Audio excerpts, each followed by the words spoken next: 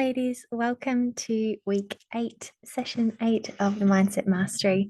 I wanted to finish off with a really important topic, and that is the choice of language. And the reason why it is so important is because the language that we choose shapes our reality.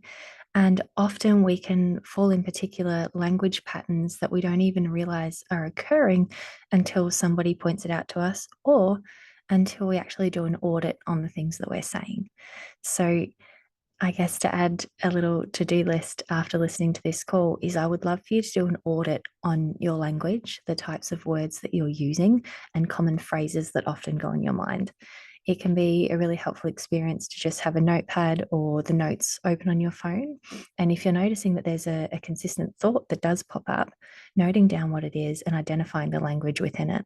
And is it helpful? Is there something with a positive future in it? Or is it negative, takes away from your confidence or your empowerment?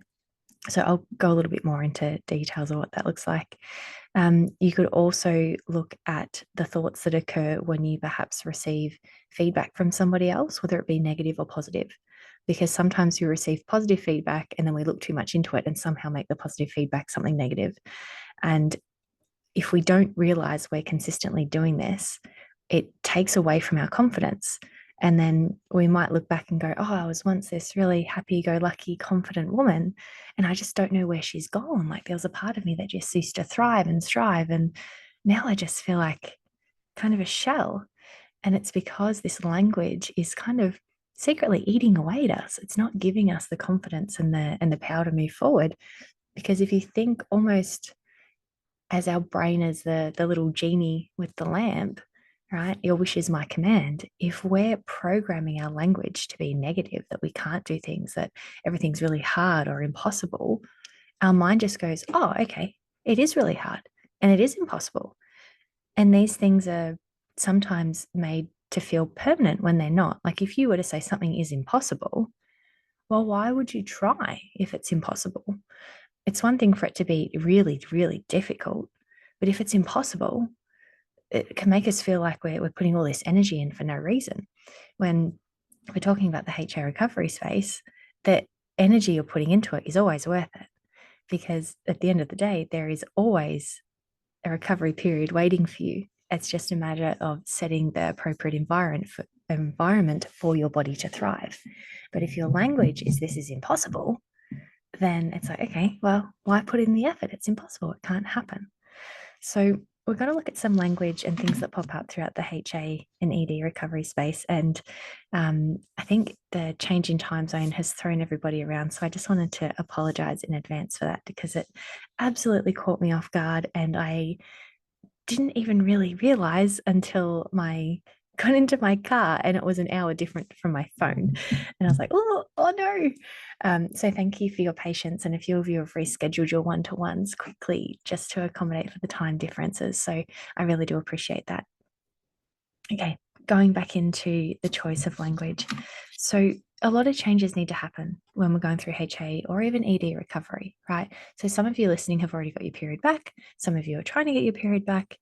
And either way, you'll find overlap with the language. So a common choice is I can't train, right? It's this I can't do it. I'm not allowed to do it. But the reality is, if you're choosing not to train, it's not because you can't do it. It's because you know that taking a step back from training puts you in a better position to recover. When you say, I can't do it, it renders you powerless. It makes you feel like you don't have the choice. But you do have the choice. And even though you might not like the choice, it might not feel comfortable, it's still within your power. It's something you want. It's something that you know that is best for you moving forward. Obviously, you can add it back in later, but the language itself, I can't do it, it makes us feel at a loss or it makes us feel stuck. So you can shift the language into, I'm choosing not to train. I'm choosing to do yoga. I'm choosing to go for a walk, right? Because that is the truth. You're actually choosing to do these things to accelerate your recovery process. Other things you could do rather than I can't train is I now have more time to see my family. I have more time to learn a new skill. I can organize the house. I can go and study. All right. So your time blocks might be a little bit different this time around, but I can't train feels very permanent, and it's like, that's it. There's nothing more to it. But the reality is, if you now have an hour free, what can you do with that time? Like, how can you put that to very good use? And that's actually a really good strategy when it comes to breaking down your training sessions or perhaps learning to take a rest day, is you need to have something to fill in that time. Because if you decide to take a day off training, or take one day away from training every single week, it can feel really heavy when you don't know what to do with that hour. Because rather than do something productive that keeps you busy until you get better at not training on those days, you just sit there and think about the fact that you're not training. And then you kind of feel, again, like that loss of power because you want to be doing it. And instead, you're sitting there twiddling your thumbs, going, well, this is a waste. I could be doing something else. So, whenever you are playing around with training, think about the language. It's not I can't train, it's I'm choosing to X, or I want to X. And it allows more capacity for us to enjoy the process. Another thing that pops up is I can't eat low calorie anymore. And this is an interesting experience for all women, because some women will go, the idea of not eating low calorie is scary because of weight gain front, but others, they actually just like foods that tend to be low calorie foods, right? Like vegetables and fruits and salads and things like that. But again, the language makes you feel powerless. I can't eat low calorie. When the reality is, you can if you want to. Of course, you can, but it's not going to help you move forward with your HA recovery. Or if you want to stay low calorie, it means really stripping back on the movement that you're doing, so that rather than relying on all food to help you get your period back, you're actually pulling more of the exercise lever.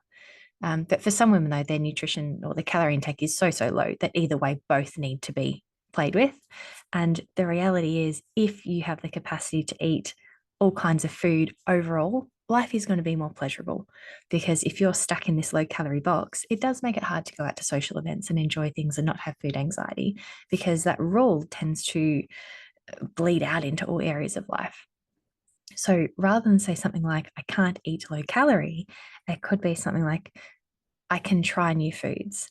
I can experience new events. So that could be social events or fine dining, or, even a new takeaway, right? New recipes at home. They still could be whole food recipes, but it's rather than saying I can't and it feels like you're stuck and trapped, it's how can you turn it into something positive, something where you can learn new experience, perhaps share with friends and family. So it could be, I can try new foods. I can try new recipes.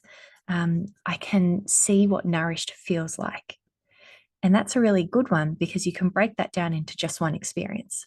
So you might go, I'm going to eat this for lunch and I just want to see what it feels like. Do I think a little bit better? Does my stomach feel less hungry? Do I have more energy? Does my digestion feel good?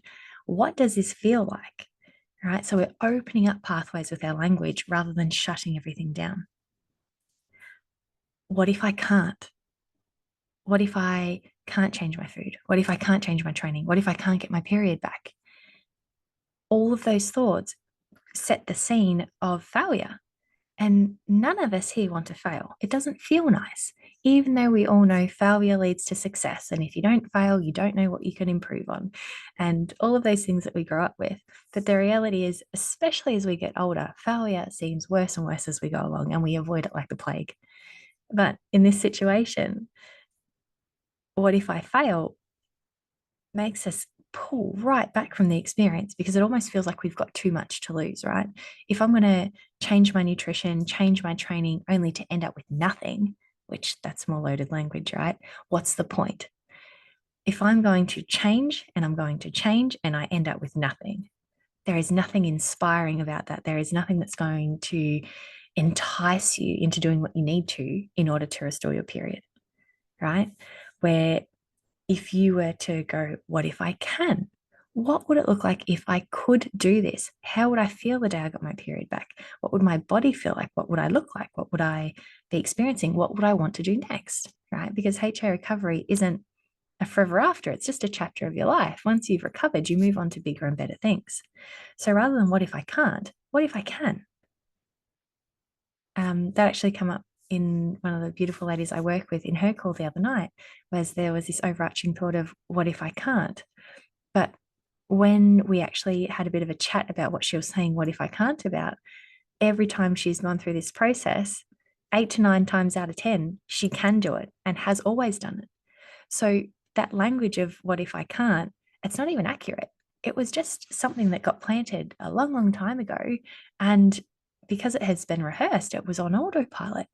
But as soon as we identified her success rate, it was like a little moment of, oh, it really is what if I can. And for the most of the time, I actually can. So as you're listening to this, if you do have I can't moments, I would invite you into times when perhaps you actually have, or when you could. An example of this could be, I can't take a rest day.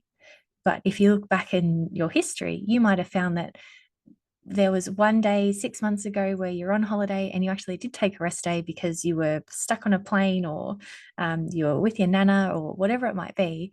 And you actually, there just wasn't an opportunity to train, and you did it and everything was okay. So even though the circumstances made it next to impossible, it doesn't matter. You can do it. You have done it. So if you're recognizing that you say, I can't X, really think about it. Is it true? And if it is true, what evidence do you have to support it? Almost take yourself to a courtroom, right? If you're a lawyer and you're arguing a particular case, what evidence do you have that what you're saying is true? Because the reason this is important is because sometimes we get really caught up in stories that are self-generated. They're not actually coming from fact. They're just things that someone has said to us many years ago that we've really held on to. And 10 years ago, you're a completely different person to what you are right now.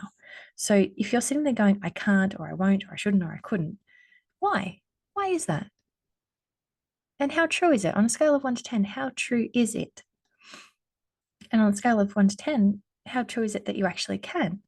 And where that question is more important is because you can do anything you want to. The question is more so, what steps do you need to take to be successful? So if you add this to the HA and ED recovery space, is, are you taking the best steps forward for you versus steps forward? So as an example, if you're looking at increasing your nutrition, you might go, I just can't eat more. I can't eat peanut butter, right? That's a real easy one.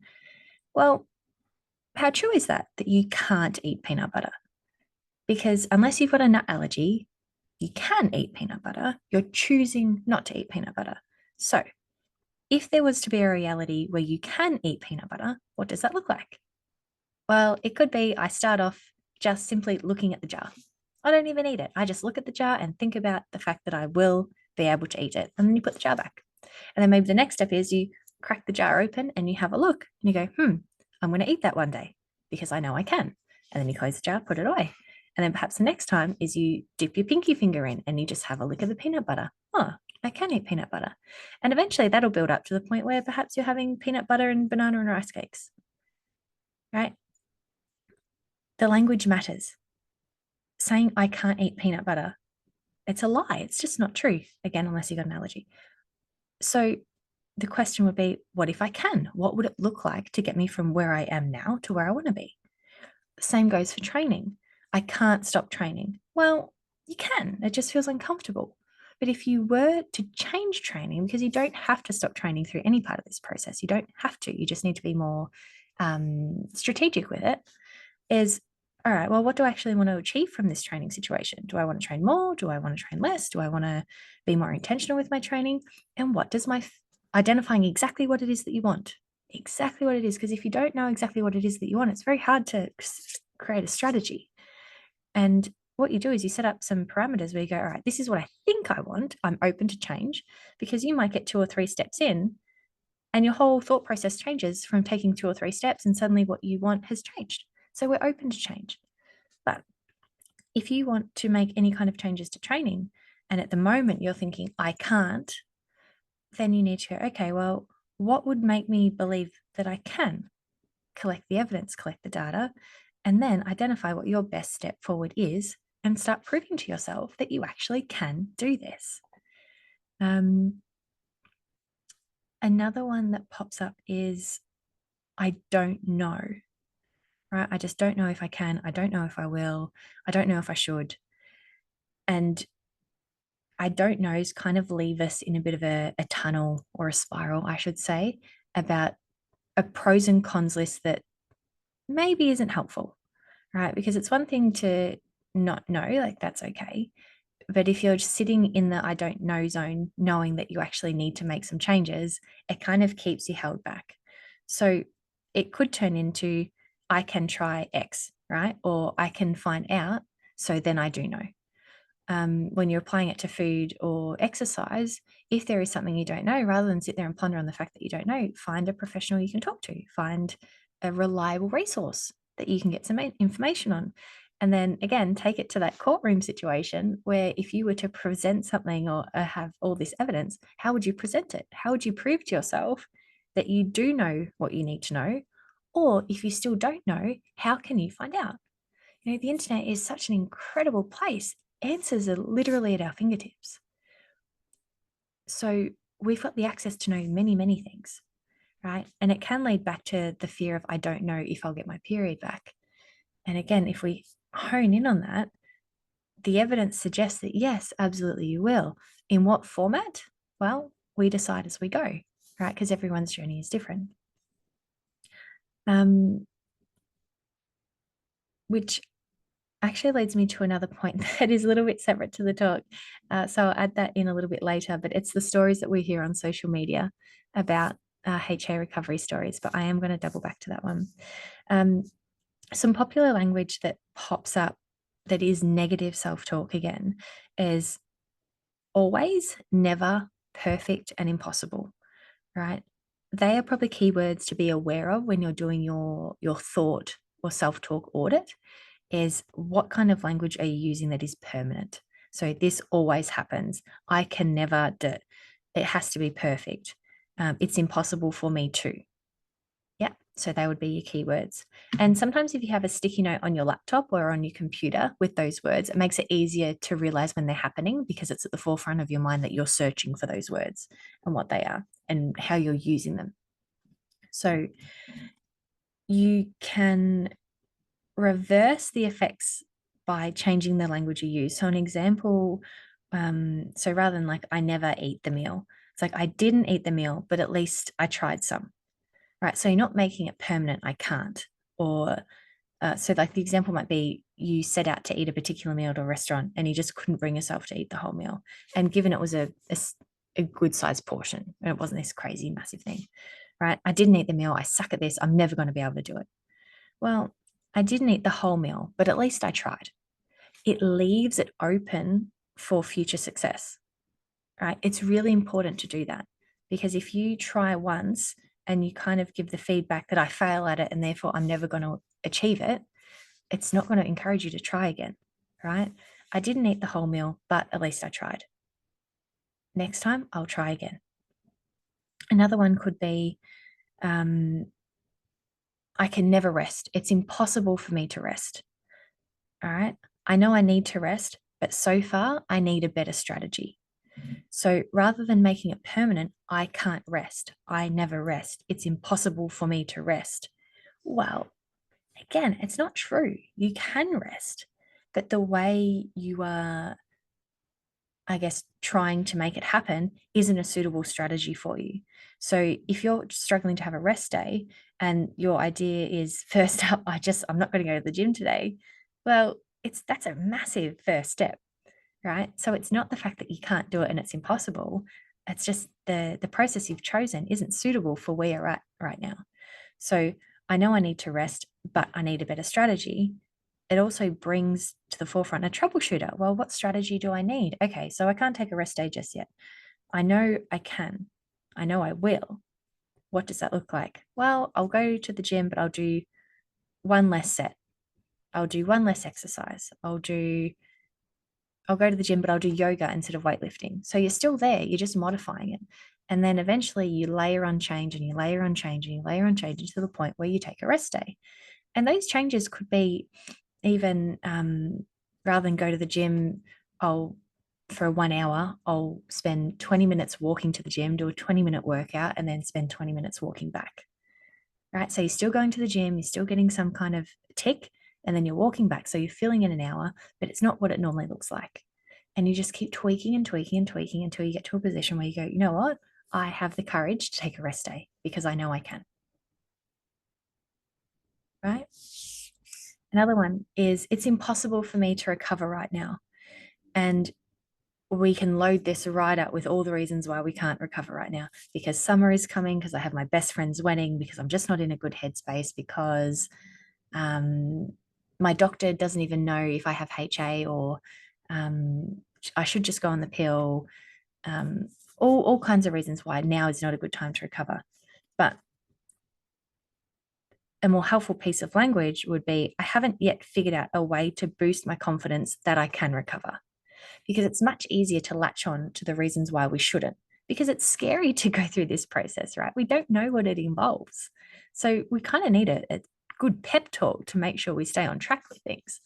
And that language of, it's impossible for me to recover right now, or I can't do it right now. Well, again, it's not. It's about, what does it look like for you to feel confident that you can take a good step forward? One thing to note with that language too is that I can't recover right now is, you can't actually recover your period with the snap of your fingers. It's a big, beautiful compilation of different steps that makes it happen, right? It's you creating the environment to thrive that allows your period to restore. So I can't recover right now. Well, yeah, it takes time, but I haven't yet figured out a way to recover, or I will figure out a way to recover, or I'm on a journey of self discovery. I'm on a journey to find my way, because every change that you make puts you in a better position to make a bigger change, right? And that leads me back into the social media mix that I was talking about earlier. Is I have women reach out, both one-to-one clients, women on social media or on the Facebook or through the podcast if they send an email through, and they'll often refer back to other women's stories. And so and so seemed kind of just like me and they got their period back in 4 weeks, or so and so had their HA for double the amount of time I did and that only took them 6 weeks and I've been in this process 12 weeks, or so and so recovered in 14 days and I did it in 1 year. Like, why is this? And it's really important. I know you know this. One, stay in your own lane, because everyone's recovery experience is different. But two, it's very easy for women to share almost the highlight reel of their HA recovery journey. So a really good example of this is, you might hear 4 weeks into the program, I got my period back. 8 weeks into the program, I got my period back. Now, for some women, this is absolutely true. They will start a program and they will get their period back. And firsthand, I've got women that I'm working with right now that are less than 8 weeks or less than 12 weeks, and they've either gotten their period back or they're about to get it back. It happens, right? But it's very important to recognize that even though it could have been 8 or 12 weeks in the program, their journey started way before that. It took many weeks, if not months, of trial and error and tweaking new things before they got to a position where they could actually ask a coach for help and be ready to take on the help and therefore get their cycle back. And if you were to extend the timeline out and really zoom out to when they first thought or recognized that they had HA and the point at where they decided to do something about it, most women have a couple of months before they jump on coaching, right? But then you hear these stories in Facebook groups or podcasts where it just comes to the timeline of coaching. And it's like, wow, they made so much change so quickly. How did they do that? And because there was a build-up, right? They had incrementally been making changes first and giving themselves space to try new things and experience change and be okay with it, until they got to a point where they perhaps tapped out on what they could do by themselves. And that's when they put their hand up, I need a little bit more. I'm not quite there yet, but I must be close. And then they go to coaching. There is a small amount of women who have HA that don't have any disordered eating behaviors or, I guess, emotional attachments to training or food. In those scenarios, it is much easier for women to make change. And sometimes that can mean if they do join a program, their recovery could be as quick as 30 days, simply because they, again, don't have the emotional baggage to go, there's a struggle to make change. They just get feedback of, hey, I need you to eat this. I need you to train like this. Off you go. And there's no mental stress. They just go, oh, okay, no worries, I'll do that. So their process would be very different. But it does happen. What I'm linking it into is when you're listening to all these recovery stories, please be careful of how you interpret them and be aware that someone's 8 weeks could be that was the best 8 weeks of their process, like real big changes happened, but perhaps there was a 2 month, 3 month, 12-month build up to the point where they decided to get coaching, right? Please don't be disheartened if you feel like your recovery is taking forever and everyone else's takes 4 weeks, because you never actually know how long someone's recovery took until you get into the nitty gritty details of, well, when did you exactly realize that something needed to change? Right. And yeah, I'm only sharing that with you because it can be disheartening when you're always seeing these stories of 4 weeks, 6 weeks, 8 weeks. And then you kind of go, but I'm working really hard on this and I'm doing all the things and it's just not here. Or I feel like there's so many changes to be made yet. And it's okay, because really, you going at the pace that allows you to make change every day is the best pace for you. And you should absolutely stick to that. Following someone else's pace is no good, because the time that you need to make change is often relative to the time you need to process and let go of emotional attachments that you've got to things, right? There's a reason you make the choices that you make. There's a reason why you feel so much resistance to change. Yeah. So part of this process is learning that there doesn't need to be resistance, that you can make change and everything is going to be okay.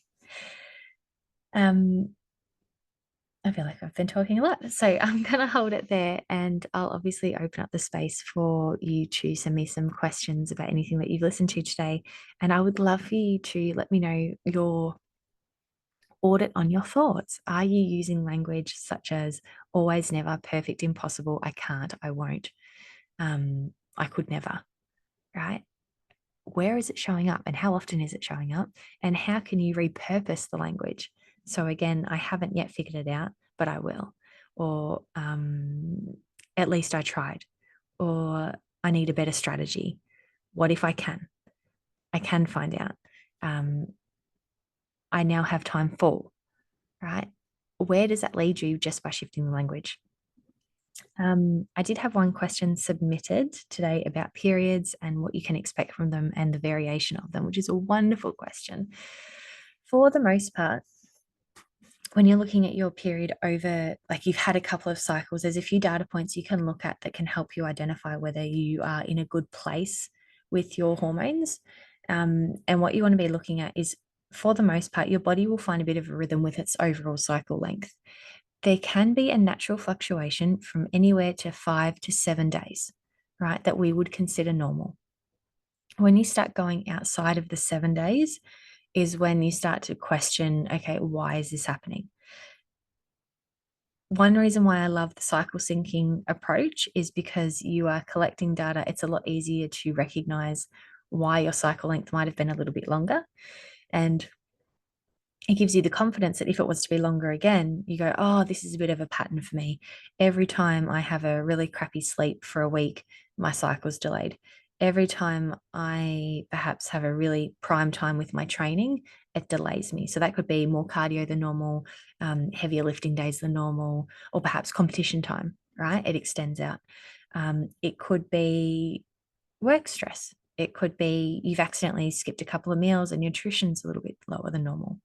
But when we know why it's happening, it's not so scary, because if we next cycle we go back to things and everything regulates and the cycle goes back to a more common number, then it's back to normal.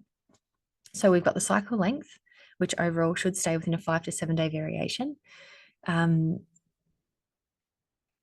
it's always the first half of the cycle that will change, right? The second half is the same no matter whether you are a 28-day cycle person or a 40-day cycle person. So that's one thing to keep in mind. The second thing to look at is how much bleeding is occurring and for how long.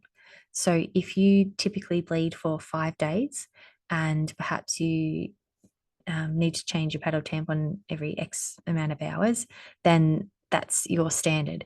if you were to say still have a 5-day bleed, but you notice you only need a liner on day 3, 4, 5, then that could be a cue that your body is getting a little bit too stressed out. If you normally bleed for 5 days and then you only bled for 3, and those 3 even then were quite thin, that could be a sign that hormonally you're pushing the boundaries a little bit too much. The reason why the bleed will change, the volume of the bleed, is when you think about how the body inflames in order to create the lining, that defines how much we bleed, right? So when we've got a really thick, succulent lining, let's say, the bleed's going to be heavier, but your body needs to recruit so much energy and do all of its magical things in order to make that lining nice and thick. So if you are overdoing it on the energy availability front, like your energy reserves are down because you're pushing too much, you're overstressed, your nutrition isn't suiting your lifestyle right now, it's harder for the lining to grow. So it won't grow as much. So you might still get a little bleed, but it's not what it should be. And that's an indicator that things aren't optimal. So it's not a time to panic and freak out and go, oh my God, but it is a sign that it is a message from our body that we should be listening to. So if you are experiencing a shorter bleed, less blood overall, have a think, what has been changing in the last month, if not 2 or 3 months? Are you more stressed? Have you changed your nutrition? Are you training more? Are you training more and eating less? There will be something that has occurred that has caused it to happen, right? It's so very unlikely that it would happen without any other changes to your environment or to lifestyle choices that you're making. Other things that can play out is if you're flying, more alcohol, less sleep.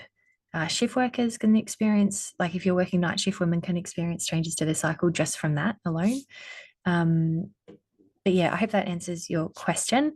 And yes, the key things to look out for is cycle variation 5 to 7 days, and the bleed pattern should be quite similar month in, month out. And if you're noticing perhaps your cycle is getting longer and longer and longer, and then all of a sudden the bleeding's getting shorter and shorter, there is a misstep in the energy balance. So again, it's nothing to panic about. It's just to identify, okay, where's the missteps here? What could I be doing better? What perhaps was I doing 3 months ago when I had a more regular cycle and a longer bleed? What's then the difference between 3 months ago and right now? And then you identify what it is and you make the changes to try and get yourself back to what that other month looked like.